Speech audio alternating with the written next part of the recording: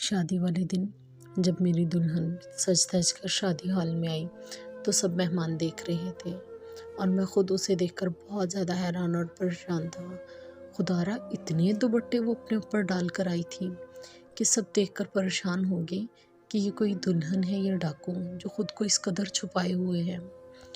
फिर मैंने भी उसको कहा कि आप ये दुपट्टे उतार दें, लेकिन वो मुसलसल इनकार कर रही थी। हर कोई दुल्हन को देखना चाहता है क्योंकि शादी वाले दिन शादी में सबसे कीमती दुल्हन ही तो होती है। देखने में लगे तो सही वो सज धज के कैसी लग रही है और कुदरती उस पर रूप भी तो इतना चढ़ता है उस दिन। लेकिन उसकी माँ उसके सामने ढाल बन चुकी थी। वो किसी तौर पर ये मानने को तैयार ही नहीं थी कि उसकी बेटी का पर्दा हटाया जाए। वो कह रही थी मेरी बेटी बहुत पर्देदार है, वो अपना रूप सिर्फ और सिर्फ हार सिंगार, अपना रूप हर चीज़ अपने शौहर को दिखाएगी, इसके अलावा किसी को नहीं। खैर जैसे तैसे वो वक्त गुजर गया। बारात रुखसत होकर घर आई तो मेरी माँ ने कहा कि जाओ कमरे में जाओ और इसे बताओ कि इसकी वजह से हमारी कितनी बेइज्जती हुई है। मुझे तो उसको देखने का किसी कदर कोई चाह बाकी ही नहीं थी, क्योंकि शादी का दिन सबके लिए बहुत ख़ास होता है। इसी तरह मेरे लिए भी था, लेकिन वहाँ पर होने वाली बेइज्जती की वजह से मुझे अब उसको देखने की कोई भी चाह और तमन्ना बाकी नहीं थी। खैर माँ ने बहुत समझाया, जैसे तैसे करके मुझे कमरे में भेजा। जब मैंने कमरे का दरवाज़ा खोला तो मेरे उसे देखकर पलकें झपकाना भी भूल गया। ये भूल ही गया कि मुझे उस पर किस कदर गुस्सा था, क्योंकि वो इतने मासूमाना अंदाज में नमाज़ पढ़ रही थी कि मैं उसकी खूबसूरती और हुस्न देखकर वो सारी गुस्सा और ज़लालत भूल चुका था।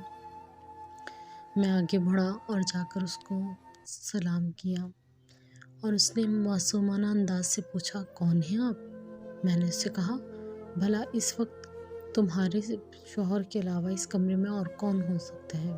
ये कहते हुए मेरी हंसी निकल गई। उसकी मासूमाना निगाहें मुझ पर पड़ी तो मुझे और भी उस पर प्यार आने लगा। खैर मैंने उसका हाथ पकड़ा और बेड पर ले आया। फिर उसने मुझे कहा कि रुकें, मैं तैयार होकर आती हूँ, क्योंकि मैं 5 वक्त की नमाजी हूँ।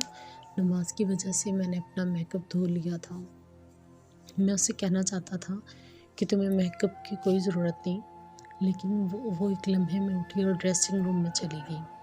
कुछ ही देर बाद वहाँ से बाहर आई तो ऐसा लगा जैसे आसमान से कोई हूर उतर आई हो। इतना निखार और इतनी खूबसूरती, और मेकअप ने तो उसके हुस्न में 4 चाँद और लगा दिए।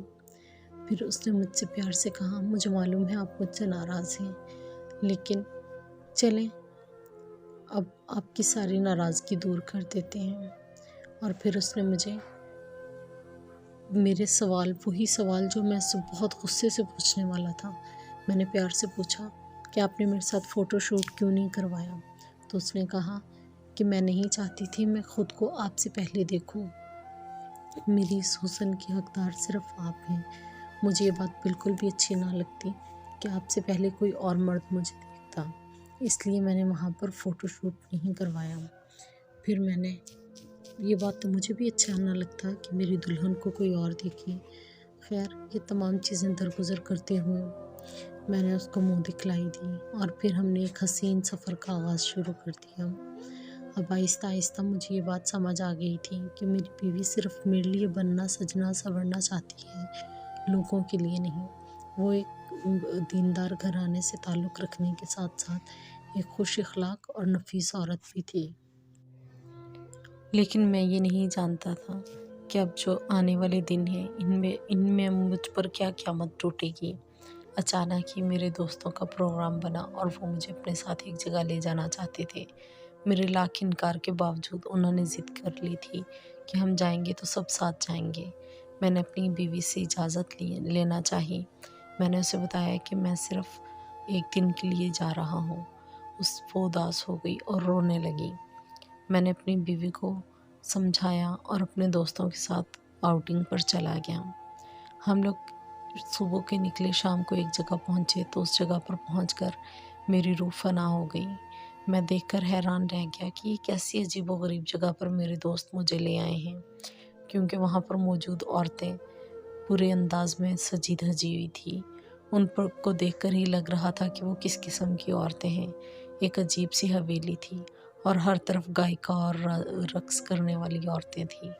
مجھے ان کو دیکھ کے بہت عجیب لگ رہا تھا اور مجھے بے ساختہ اپنی بیوی بار بار یاد آ رہی تھی۔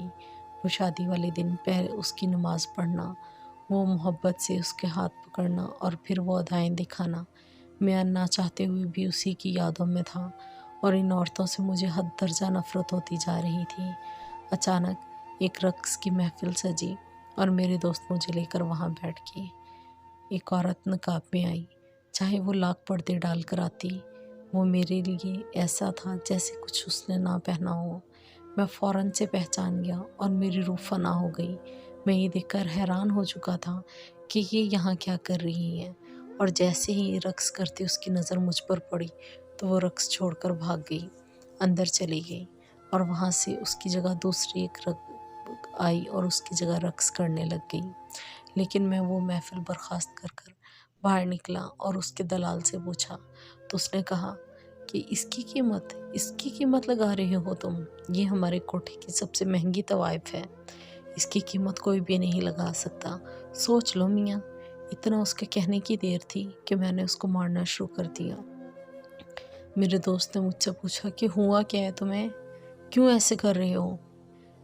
اور بات ایسی تھی کہ میں کسی کو بھی کچھ نہ بتا سکتا تھا، لہٰذا میں وہاں سے غصے سے نکلا۔ اسی حال میں سفر کرتے ہوئے میں جب گھر آ کے ماں سے شکوہ کرنا ہی چاہتا تھا کہ سامنے ٹی وی ہال لاؤنج میں میری بیوی اور میری ماں بیٹھے ٹی وی دیکھ رہے تھے۔ میں نے اپنی بیوی کو بالوں سے کھینچا اور کہا کہ تم اس حویلی